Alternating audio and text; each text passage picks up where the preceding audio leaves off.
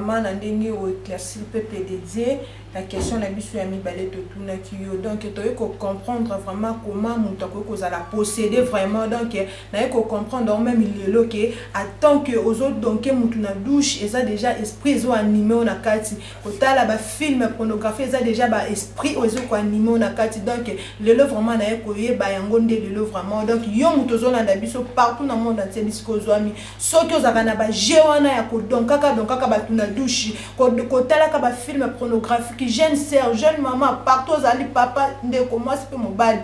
Tika yango ezali mabe, to qui réponse na biso lelo et pas ya moussade ya Nzambe. Donc, il y a la troisième question na biso papa. Est-ce qu'un enfant de Dieu peut être aussi possédeur? Okay. Ma soeur, Nzamba Pambolayo, peuple de Dieu partout dans le monde de Busika Bozola Nabiso. Question oyoyo, maman journaliste a outi ko poser ngai, est-ce que mwana na Nzambe akoki kozala possédé? Merci beaucoup. Oui. Na répondre ngo par oui. Pourquoi? Parce que mwana Nzambe oyo azui délivrance, oyo ayambi Yesu Kristo lokola mokonzi pe mobikisi, akoki kozala possédé. Sikoyo ndenge nini? Par rapport que soki etamboleli neza mabe, azotambola dignité liboso ya Nzambe, azotosa ba principe ya Nzambe te. Bible dit que le salaire du péché c'est la mort, mais le don gratuit de Dieu c'est la vie éternelle. Au monde akeno etambone za malamu te liboso na Nzambe, azotosa ba principe ya Nzambe te, et mwana Nzambe azana ba principe ke akokende ndako anganga te. Mais admettons que akena ndako anganga, mais akeko zwa ba esprit parce que na ngonga wana Nzambe azana ye lisusu te. C'est-à-dire mwana na Nzambe pa koza la posséder soki atamboli liboso na Nzambe dignité akoki koza la posséder. Ndenge mwana na Nzambe akoki koza la posséder par rapport soki atamboli bien te. Bible lobini ni pona convaincre yo peuple ya Nzambe pour comprendre que makambo oyo yo nazoye bisayo eza biblique. 12. Matthieu chapitre 12 verset nango 43 à 45. Yoka makambo lobi parce que zana moto ko tia tembeske mwana Nzambe ngana sina yamba Yesu Kristo lokola mokonzi pe mobikisi na koza na jamais posséder mais soko tamboli dignité na Nzambe okozala posséder. Matthieu chapitre 12 verset 43. Yoka makambo Bible lobi. Et lobi ni tobandi na 43 lobi que lorsqu'un esprit impur est sorti d'un homme. Ozomon, c'est-à-dire muto asa na kati ya bonzambe asa délivré. Celui qui est en nous est plus fort que celui qui est dans le monde. Jésus-Christ en nous c'est l'exemple de la gloire. Yesu kati na biso, akati na biso. C'est-à-dire ce qui esprit impur est bimi. Nzamba koti. Siko. Natango koti, il va par les lieux arides. Akei na lieux arides. Bisika oyoyo ebongi ponaye. Mais kokanisa te kendenga ke bongo ake libela te. Ake na mission ke ake kozwa lisusu ba oyo baza plus fort que ye pour à retourner. Na tango kozonga Bible dit que soki akuti nzoto na yo que ozana kati ya présence ya Nzambe te. Vous comprenez? C'est-à-dire mwana Nzambe na tango ya Yesu Kristo comme ko peut sa suite délivrance, il faut atika na présence ya Nzambe. Na tango sa libanda, osali sous na présence Nzambe te esprit ya piercel et zongi. C'est-à-dire au komi sous possédé par les esprits pour zongi a quelque chose sous ba milimo eza plus fort que ye, aye a vendre sous quatre plus fort. Ce qui bimaki moko, ce qui bimaki mibale, ba quel sous fois D. C'est-à-dire ce que ça qui na D fois D, et ça dit combien? Vous comprenez? Si vous avez 7 esprits, fois D, 14. C'est-à-dire, comme il se belle, il faut vendre. Et comment on a que non, il y a un peu ça, conseil à peuple de Dieu. Où est-ce que l'andanga? Yo, il y a bien ce que ce qu'on a conduit mobile ici. Au suite de délivrance, il y a où met la présence de Nzamba Pambola.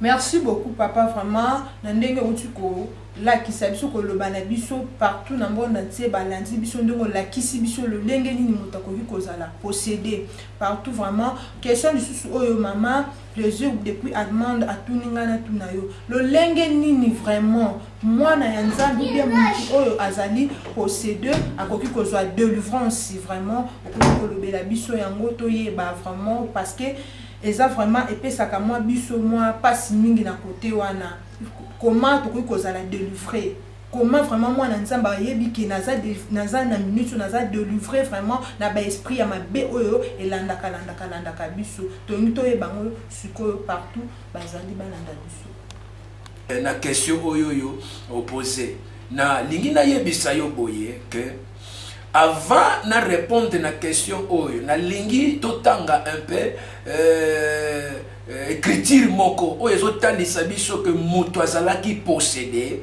pe azwi délivrance tozwi na mukanda ya Marc chapitre na yango Marc chapitre 5 to comprendre que ça na moto moko azalaki possédé mais azwi délivrance à travers le nom de Jésus-Christ de Nazareth. Marc chapitre 5, tu vas dire le premier verset, au kititi nase, au comprendre l'histoire. Bible lobby que ils arrivèrent à l'autre bord de la mer, dans le pays des Gadanériens. Aussitôt que Jésus fut hors de la barque, devant de lui, il vint au devant de lui un homme, la Bible dit, un homme sortait des sépulcres et possédé d'un esprit impie. Azaki possédé na milimo mabe. Car souvent il avait des fers. Azalaki na ba chaîne na maboko. Ok, ne continue. Na lomba ou na lobanini que cet homme était possédé par les esprits. Et la Bible dit que il avait des fers dans sa main, ba chaîne, et personne ne pouvait les rompre. Yaliboso azalaki akokangama, quelqu'un qui est possédé à cause d'un esprit à blocage. Makambo etambola te. Et loko mokote ko simba, bien aimé dans le Seigneur. Et na répondre yo na question oh. Mais na talisa yo que muto yaza possédé.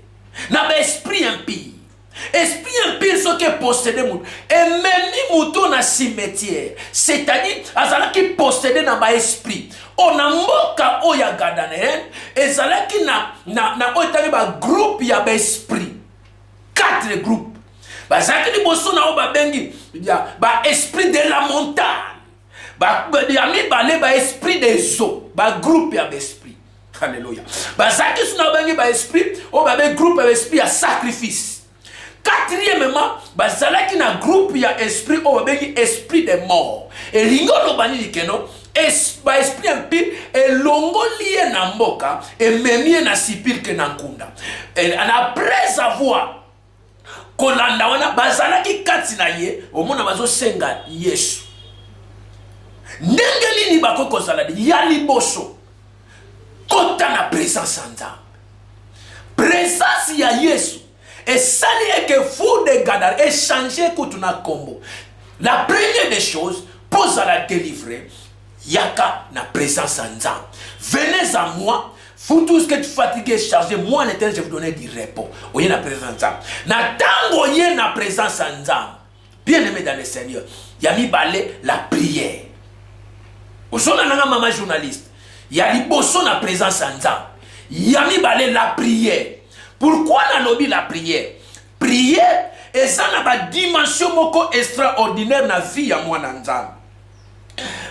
Na vie ya mwana nzambe. Na kati ya prière, nini prière pour ça na vie ya moto. Ya liboso prière, la prière nous connecte à Dieu. Le sang beso connecté biso na nzambe. Oye na présence nzambe comme sambe. Et le sang beso connecté biso na nzambe. La prière nous permet de surmonter les différents épreuves. Le sang. Et sungabiso to surmonter la dimension ya ba épreuve. Troisièmement plutôt, la prière. La prière nous donne une dimension spirituelle très élevée. losambo yaya epesaka biso dimension moko très élevée. Yamona mutu yaza na dimension très élevée. Bien aimé dans les Seigneur, ce qui a ouvert la présence ensemble. La Bible dit c'est lui qui est à nous est plus fort que celui qui est dans le monde. La Bible dit toute arme forgée contre vous sera nulle et sans effet. Et na yebisayo que dimension quotique en la présence ensemble. Pe ko ouvert na kata lo sambo et comme na dimension très élevée. Nzamba lola apambola ndeko nyoso oyazola na biso. Merci. Merci beaucoup, merci Nabalandi. Vraiment, na autoutu koyoka na émission na biso. Zoyoka ba vérité zobima awe pa ya apôtre na biso donc a fongoli biso donc mutu donc toyoko yeba vraiment ba vérité ebele na kati. Mais papa, tozo luka toyeba lisusu comment mutu akoko umena na présence ya Nzambe. Comment il faut to sala le lenge ni to sala to umena présence ya Nzambe pour que Nzambe apambola mutu nyoso.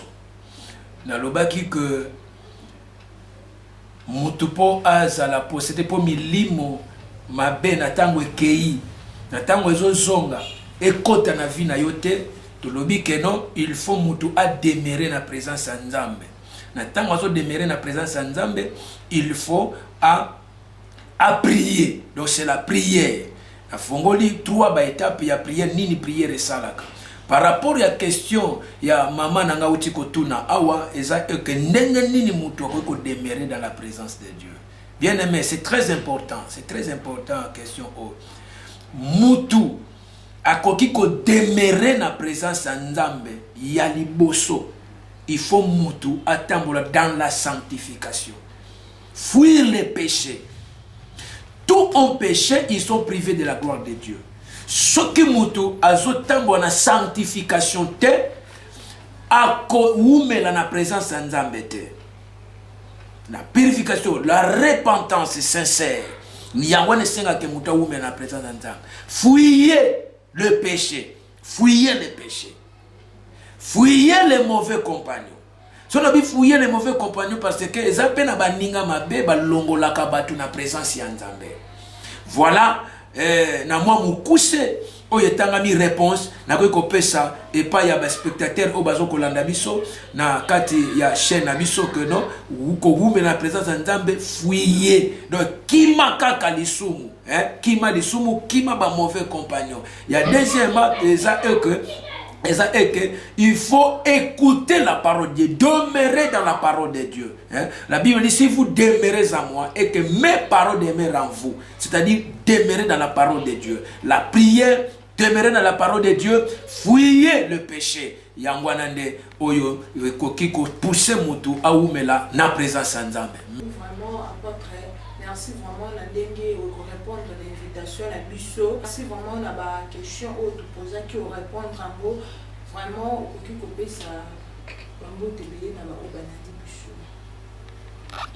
Merci beaucoup pe na maman journaliste Fallon oyo o se sacrifier pour na ko inviter ngai Nzamba lola apambola émission na yo et que de musique partout dans le monde Nzamba apambola. Merci.